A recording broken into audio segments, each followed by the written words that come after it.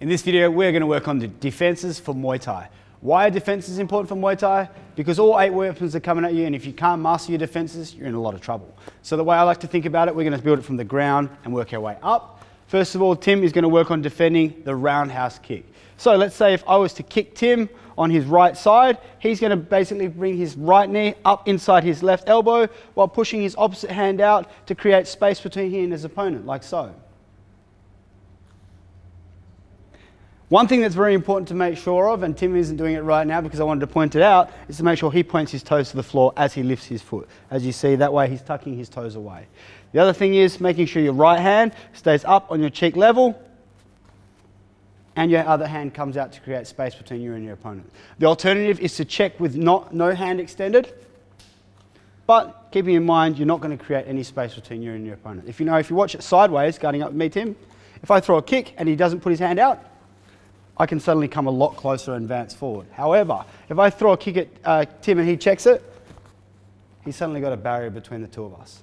Now, if Tim wants to show us a check on the opposite side or his left side, if a kick was to come, he's going to bring his left knee up inside his left elbow with the right hand up, looking forward, making sure you maintain balance at all times. So if we have a look here again, if I throw a right kick at Tim, he brings his knee up inside his elbow, he points his toes at the floor, and his eyes stay on me at all times. Right and left check. This is the most basic first of all. Now remember, if someone throws a low kick, you are going to have to check accordingly. And you want to make sure you collect with the upper part of the shin or the lower part of the knee, not the middle or the lower part of the shin. If I was to throw a middle kick, again, Tim would have to adjust accordingly. High check, he just have to stretch up a little bit higher. Now, if we were to go for the inside check, and this is our third variation of the check, we had 1, 2, and now we're going to do the third variation of the check.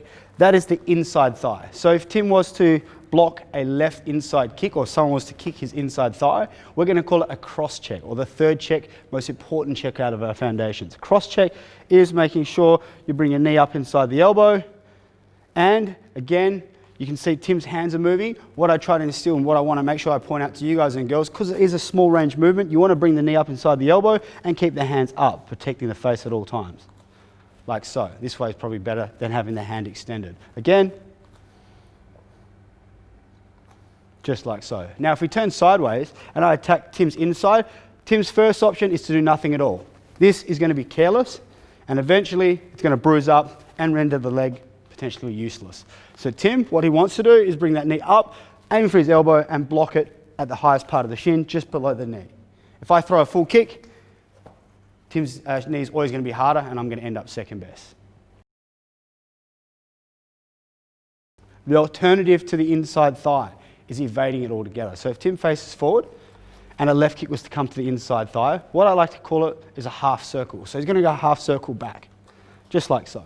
And he's going to return again, just like so. So if we're guarding up together and I was to strike the inside of Tim's thigh, he's going to take it back in a half circle.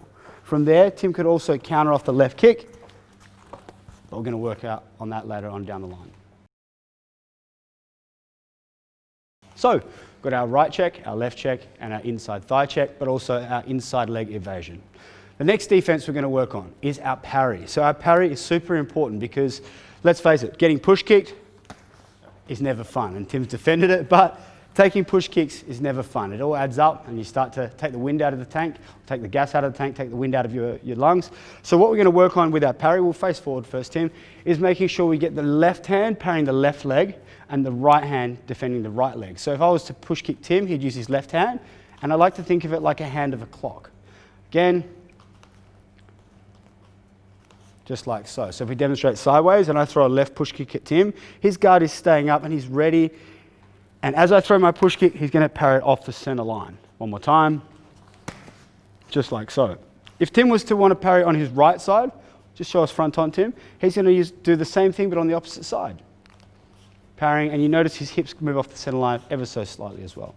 So, guarding up, if I throw my right push kick at Tim, he's going to parry with his right hand, making sure his hips just move off the center line very slightly as well.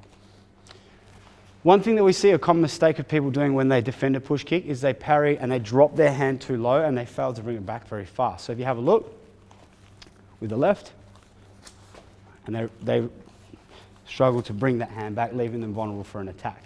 The other thing is people crossing their hands. What you don't want to do is have the wrong hand for the wrong parry, because what that's going to leave you to is vulnerable to attacks again. Left hand for left leg, right hand for right leg. That way it's clean and tidy. The other thing, when you do parry with your left hand, sorry, I should have said it while we're there, that is going to allow you to counter with your right cross if you like as well. That's another added point as to why we want to use the left hand for the left leg, or the right hand for the right leg, allowing us to throw a hook or a kick counter on the end.